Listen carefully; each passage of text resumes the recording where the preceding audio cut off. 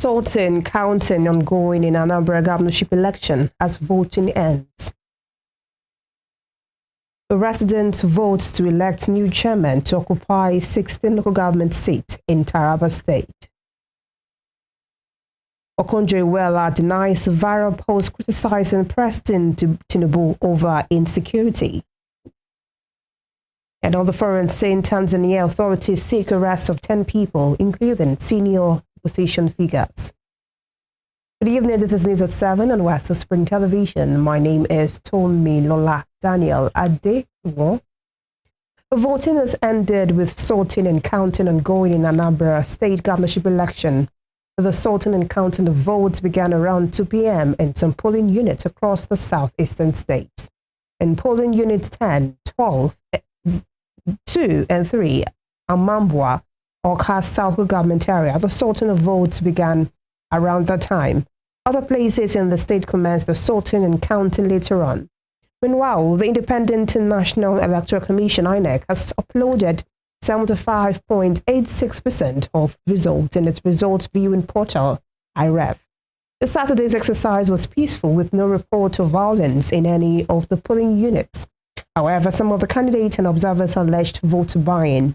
Incumbent governor and candidate of the All Progressives Grand Alliance, APGA, Professor Chukwuma Soludo, speaking to newsmen, was confident of his victory in the poll. You all witnessed the voting here. Before I came, of course, as you know, today is the election day. And as always, you'll be getting calls from all across the state. And I have been doing so. I've been receiving numerous calls from across the entire state. I think one way to say it is that it's been relatively very peaceful and going on smoothly. Some places, some glitches here and there, but like there are some polling units I got a report in Olumbanasa that were not where the beavers wasn't working, were not working as expected.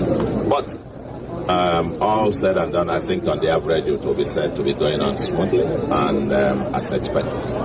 The only concerns we've received is one or two places, particularly in Newi South local government, where we understand that massive vote buying, some even being paid, one of the candidates, particularly from that local government, that he seems to be desperate to win the local government, so he's been sharing 15,000 to voters.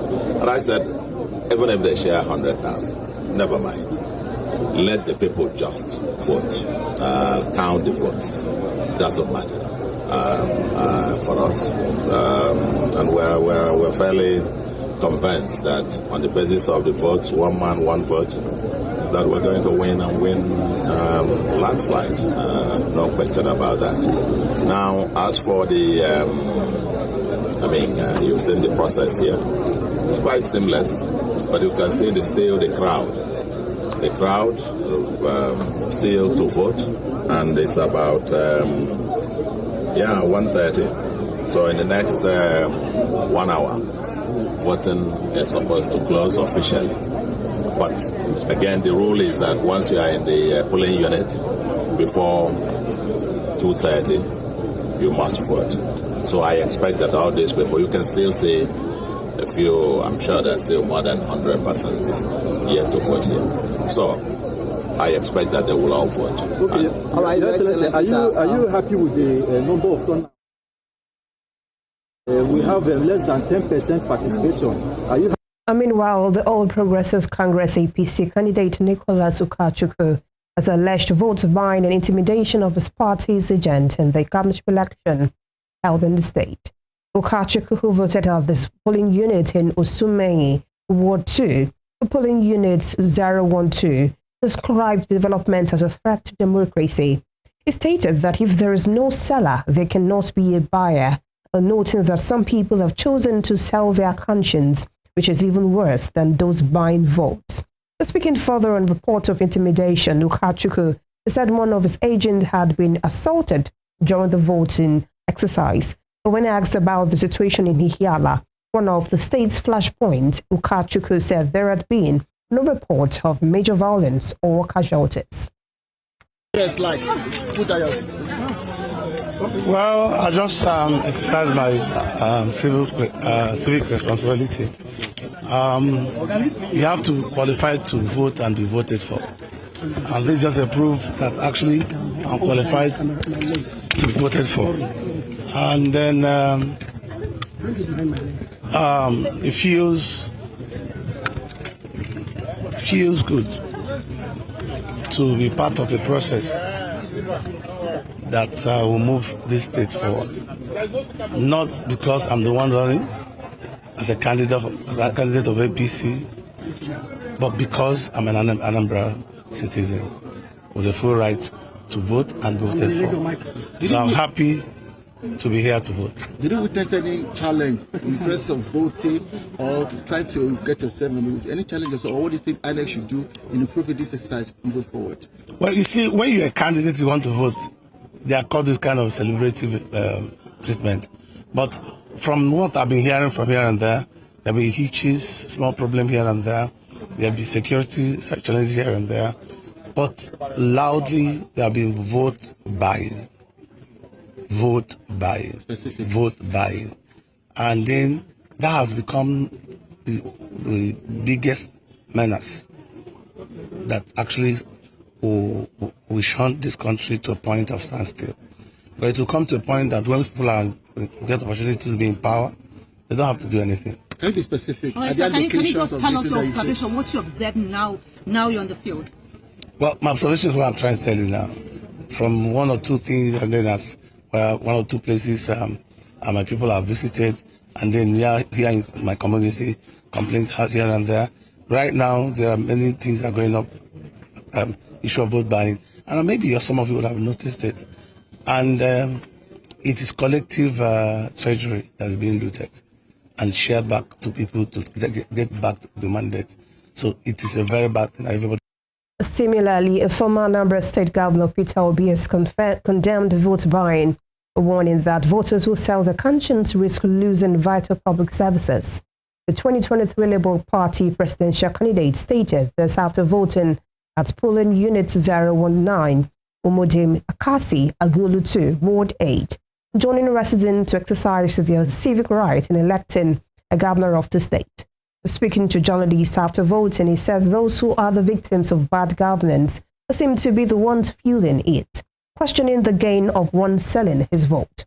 He stated that by selling their vote, residents are selling away their schools, hospitals, jobs, and their future, adding that such practices must be stopped.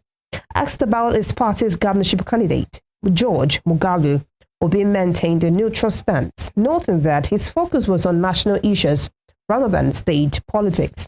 He noted that for him, though he is a member of the Labour Party and he supports the candidate, everyone involved in this election are his brothers and sisters. The former governor further urged leaders to prioritize service delivery, calling for investment in healthcare, education, and nursing schools. The democracy is threatened in our country. Unfortunately, those who are the victim of bad governance seems to be fueling it. I've been able to go, listing and around on what is happening. What you see is that predominantly vote buying to the scale of 20, 30,000, 15,000. The question I ask, for a young person who is unemployed, if he sells his vote for 30,000, what is he going to be paid next month when there's no voting? By selling your vote, you're selling no school, no hospital, no job. You're selling away your future. And that is what is very worrisome. Other countries, even West African countries that are close us, we have observed the election. I didn't see this happening. So for you people who are journalists, must cooperate. This must be stopped. Your Excellency, you are not on the ballot in this election, but we know you belong to the Labour Party. I want to ask you what you think are the expectations of this election, especially as it has to do with your candidate, Dr. George Mohan. Well, for me, yes, you're right. I'm a member of the Labour Party, and I support the Labour Party candidate. But quite frankly, everybody that is involved with this election is my brothers, my sisters, and everything. I'm not in ballot. I've been governor 13 years ago, so I'm not in this. I'm strictly in Champions League of Nigerian politics and contesting to be president of Nigeria. So for people who are in first division, I wish them well. And I'm sure they will do very well. Whoever wins, let him serve the people. Nigeria needs service now. Moving on, a resident of Taraba State today headed to the polls to elect a new chairman to occupy the 16th local government seat in the state. The resident also voted to elect new councillors to occupy the 168 ward executive positions across the state. Only the ruling People's Democratic Party, PDP, filed a candidate for the local government polls. Unlike the previous elections, where vehicular movement were restricted, the election witnessed violations of such restrictions, with no security operatives halting vehicle movement. Markets and other business premises were all open for business as usual. Some residents who spoke to journalists said that they were not aware of the election, as no awareness or sensitization was made ahead of the polls. The candidate of the PDP, Nura Dontosho, who spoke to newsmen shortly after casting his ballot at Sintali ward of Jalingo local government, promised inclusive governance that will ensure residents give dividends of democracy meant for them. In another development, Director General of the World Trade Organization, Dr. Ngozi Okonjo-Iweala, has distanced herself from a viral social media post falsely attributed to her to criticize President Bola Tinubu over the way he handles insecurity in Nigeria. The post via her verified X handle today described the message as fake and malicious, stressing that it did not originate from her. She cautioned the public against believing or sharing the false information, adding that legal steps were being taken against those behind the impersonation. The clarification comes following a post titled "Trump did not hit us, our leaders did," which claimed that Okonjo-Iweala accused Nigerian leaders of prioritizing rhetoric over decisive action against banditry and insurgency. It also claimed that the former Minister of Finance urged President Bola Tinubu to stop the damage control speeches and secure the people. Okonjo-Iweala, however, condemned the impersonation. She urged the culprit to take responsibility instead of hiding behind our identity. Her reaction came amid renewed controversy over a comment by United States President Donald Trump, who alleged that Christians were being targeted in Nigeria. The Eternity Stone Group has concluded a 3-day National Food Security Summit aimed at finding lasting solutions to hunger and promoting a sustainable food-secure Nigeria. The third and final day of the summit focused on the theme, Youth and Innovation as Catalyst for Nigeria's Agricultural Renaissance. Here is a report. Improve the quality at the 3-day National Food Security Summit put together by the Eternity Stone Group, an indigenous multi-sector conglomerate. Discussions centered on empowering young people to take active roles in agriculture and improve the quality and profitability of agribusiness across the country. The convener and CEO of Eternity Stone Group, Mr. Bolaji Jegede, commenced the day by leading guests on a guided tour of the facility, showcasing modern machineries and equipment designed to make farming and food processing more efficient and productive. This is a cassava presser. So this is used to extract water from cassava. So once this is an hydraulic jar. So once you are pumping it begins to mount pressure on the sacs and extracts the water. One of the gold sponsors of the summit, Inspire Decisions, opened the day's session alongside several micro, small and medium enterprises that have benefited from the organization's empowering, propelling, impacting businesses and communities EPIC Accelerator program. The group discussed strategies for building a sustainable and food-secure nation. Oshin Ayokunlemi, CEO of Nature Effect Limited and a mentee of the EPIC program, emphasized the crucial role farmers play in determining food quality. She cautioned against the excessive use of chemicals on food crops, urging farmers to prioritize the health and safety of end consumers. Another EPIC mentee, Oluwakemi Olaoye, CEO of Trace Agric, highlighted the importance of financial literacy among farmers, noting that sound financial management is essential for business growth and sustainability. On her part, Alhaja Ibrahim Raji, State Coordinator of the Nigerian Women for Agriculture Progressive and Development Initiative, called for more inclusion of women in agriculture, stressing that female farmers contribute significantly to the sector's success and should not be sidelined. Most times, we processors, what we bring to the table is just what we think people should take. And that is not how it should be. We should be nutritionally intentional in what we bring for people. To understand how we are to price our products. We understand what we are putting in. I believe that smallholder farmers feed the nation. Our land feed gbogbo àwọn ọmọ Nigeria. Eni ọjọ́ 5 market owó dé, Ọdẹ Òmu, ti Ìgbọ̀nà, ti the different ones. So when we have proper knowledge on how to plan our farms. As women, we play a vital role.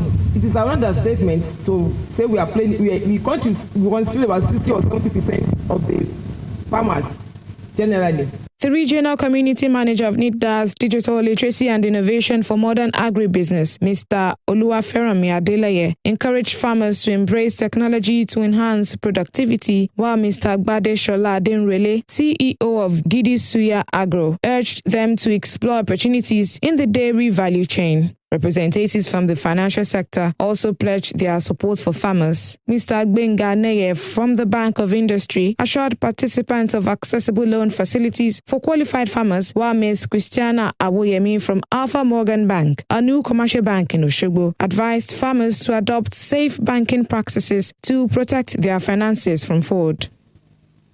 Bank of Industry is a development financial institution established by government to support our industries. Bank of Industry was set up to develop the Nigerian economy. You need to understand that we're in a space whereby to start curating. We can't be boxed. How many jobs are available? I drove into Osun now, and I'm telling myself that, see capacity. Capacity means that I drive past parks, I see guys at my age. I see them shouting. I understand what it is.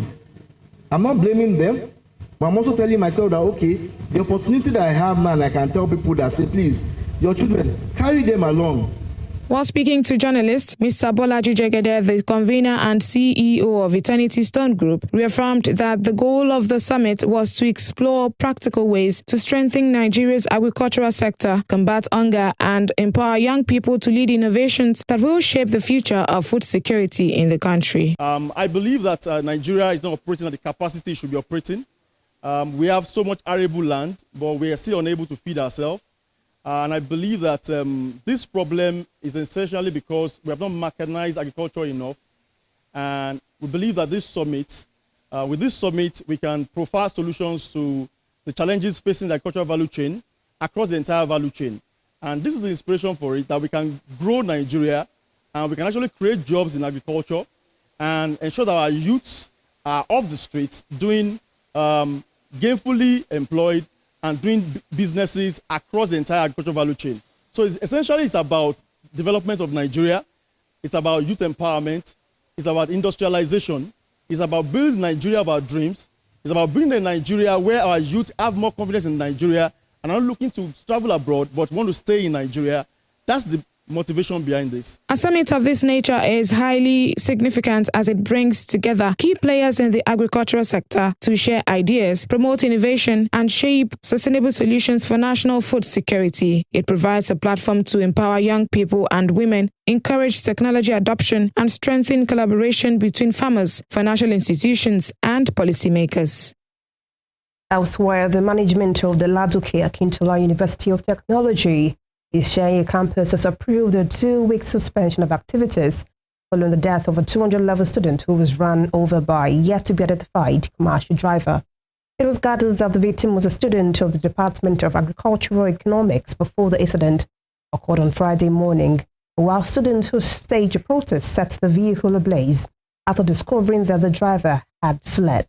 Confirming the incident this morning, the registrar of the institution, Olayinka Balogun, said the management had approved the 2-week suspension of activities at the Ishenyi campus. He stated that the heartbreaking incident has cast a shadow over the university community, and management extended its deepest condolences to the family, friends, and colleagues of the deceased. He added that in light of the loss and in recognition of the emotional toll it has taken on students and staff, the university management has approved the 2-week suspension of academic activities effective immediately. Still to come, a NAFDAC raids warehouse in Jos over product expiry date alteration.